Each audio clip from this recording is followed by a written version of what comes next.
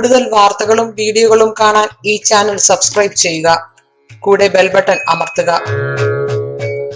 നമസ്കാരം. സാധാരണ വീടുകളില് ചില വീടുകളിലൊക്കെ ചെന്ന് കഴിയുമ്പോൾ, അല്ലെങ്കിൽ ചില വീടുകളിൽ സ്ത്രീകൾ വീട്ടിലുണ്ടാകാം എങ്കിൽ തന്നെയും വീടുകളിൽ ചില വസ്തുക്കൾ കാണുമ്പോൾ അമംഗളകരമായ പല വസ്തുക്കളും നമ്മൾ ചില വീടുകളിൽ കാണാറുണ്ട്. കത്തിക്കരിഞ്ഞ മുറം, കത്തിക്കരിഞ്ഞ തുണികൾ, അഴിഞ്ഞ ചൂല്, ഇങ്ങനെ അലക്ഷ്യമായിട്ടിട്ടിരിക്കുന്ന ചൂല്, ഉടഞ്ഞ കണ്ണാടി, പൊട്ടിയ കലം, കുടം, പിന്നെ പുരയിടത്തിൽ രണ്ടിടത്തായിട്ട്, ഒരു വീട്ടിൽ തന്നെ രണ്ടിടത്തായിട്ട് ഭക്ഷണം പാകം ചെയ്യൽ, വല, ഈ മാറാല വലകൾ കെട്ടല്, വിളക്ക് കരിന്തിരി കത്തല്. പണ്ടെവിടെയോ ഒരു സ്ഥലത്ത് പറഞ്ഞു, വിളക്ക് കത്തി കരിന്തിരി കത്തുന്നതാണ് നമ്മളുടെ ഹിന്ദു ആചാരപ്രകാരം. ഏതോ മൈസൂര് ഏതോ നാടുകളിലാലോ പറഞ്ഞു വിളക്ക് കരിന്തിരി കത്തുക. ഒരിക്കലും സംഭവിക്കാൻ പാടില്ലാത്ത കാര്യമാണ് വിളക്ക് കരിന്തിരി കത്തല്. പായയും കിടക്കയും മടക്കി വെക്കാതിരിക്കല്. പായ നമ്മൾ ഇപ്പം ആർക്കും പായയില്ലല്ലോ, ബെഡല്ലേ ഉള്ളൂ, ഡൺലപ്പ് ബെഡ്, കിടക്ക. അപ്പം നിങ്ങൾ ബെഡിൽ നിന്ന് എഴുന്നേറ്റ് കഴിഞ്ഞ ഉടനെ നിങ്ങളുടെ ബെഡ്ഷീറ്റുകളോ പുതച്ചതായ കമ്പിളികളോ പുതപ്പുകളോ ഒക്കെ ഉണ്ടെങ്കിൽ അതൊക്കെ വളരെ ഭംഗിയായിട്ട് മടക്കി വെച്ച് തലേണയുടെ എവിടെയെങ്കിലും ഒതുക്കി വെച്ച് ബെഡൊക്കെ വളരെ കുടഞ്ഞ് ഭംഗിയാക്കി വിരിച്ചതിന് ശേഷം വേണം നിങ്ങൾ എഴുന്നേറ്റ് പോരാൻ. വളരെ ഭംഗിയായിട്ട് വിരിച്ചിടണം. എപ്പോഴും നല്ല വൃത്തിയായിരിക്കണം. രാത്രി കിടക്കുന്ന പുതപ്പുകളൊക്കെ ഉണ്ടെങ്കിൽ അതൊക്കെ മടക്കി വളരെ ഭംഗിയായിട്ട് വയ്ക്കുക. രാത്രി കിടക്കാൻ നേരത്ത് മാത്രമേ അത് നമ്മൾ അഴിച്ച് എടുക്കാൻ പാടുള്ളൂ. അപ്പോൾ മടക്കി വെക്കാതിരിക്കൽ. പണ്ടത്തെ പായയായിരുന്നു, ഇപ്പോൾ എഴുന്നേറ്റ ഉടനെ പായ മടക്കി വെച്ചതിന് ശേഷം മാത്രം ഒരു അഴയിൽ തൂക്കിയിട്ടിട്ടാണ് വരിക. അതൊക്കെ പണ്ടത്തെ ആചാരങ്ങളാണ്, അത് വളരെ അർത്ഥവത്തായതുമാണ്. അപ്പോൾ അങ്ങനെ ബെഡ്ഷീറ്റുകൾ, ബെഡുകൾ, പായകളൊക്കെ അത് മടക്കി വെക്കാതിരിക്കുക. ഉമ്മറപ്പടി മേലിരിക്കുക. ഉമ്മറപ്പടിയിൽ ചൊവ്വയും വെള്ളി ദിവസങ്ങളിലൊക്കെ ഉമ്മറപ്പടിയിലിരുന്ന് ഭക്ഷണം കഴിക്കുക, ഉമ്മറപ്പടിയിലിരിക്കുക. കുടുംബത്തിന് അനർത്ഥങ്ങൾ വരുന്ന കാര്യങ്ങളാണത്. ഉമ്മറപ്പടിയിൽ തലവെച്ച് കിടന്നുറങ്ങുക, ഉമ്മറപ്പടിയിൽ ഇങ്ങനെ തലവെച്ച് കിടന്നുറങ്ങുക. തുണിയോ മുറമോ തീ പിടിക്കുക. നടവഴിയിലിരിക്കുക, നടക്കുന്ന വഴിയിൽ ആളുകൾ നടന്നു പോകുന്ന നടവഴിയിലിരിക്കുക. കിടക്കുക, നടവഴിയിലിരിക്കുക, കിടക്കുക.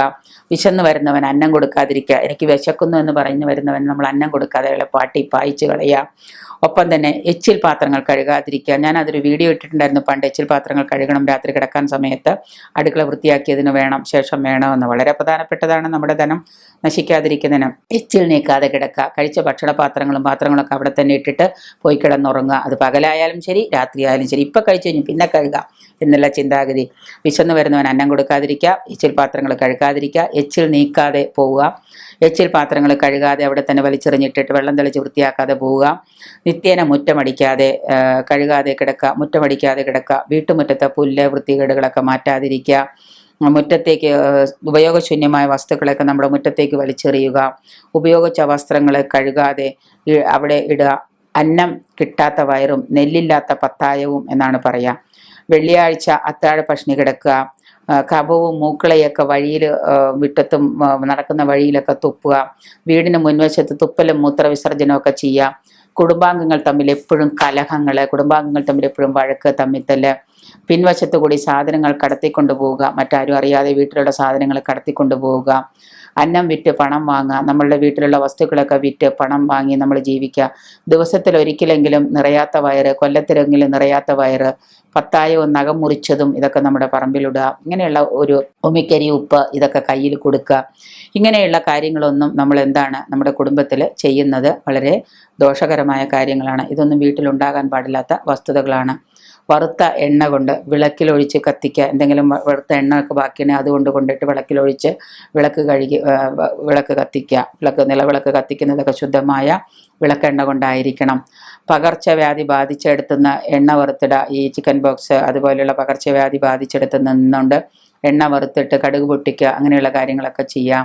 അമ്മിക്കല്ലും അരകല്ലും ഉയരന്മേലും അമ്മിക്കല്ലിലും ആട്ടുകല്ലിലൊക്കെ കയറി നിൽക്കുക, ഇരിക്കുക. വീട്ടിൽ നെല്ല്, അരി, വിളക്കെണ്ണ, വിളക്കുതിരി, ഉപ്പ്, വെറ്റില, അടയ്ക്ക, ചുണ്ണാമ്പ്, അലക്ക് വസ്ത്രം, ഉമിക്കരി, ഭസ്മം, കുങ്കുമം, ചാന്ത്, കൺമഷി, പശുവിൻ ചാണകം ഇവയൊക്കെ ഇല്ലാതിരിക്കുക. ഇവയൊക്കെ മറ്റുള്ളവർക്ക് കടം വാങ്ങിക്കുക.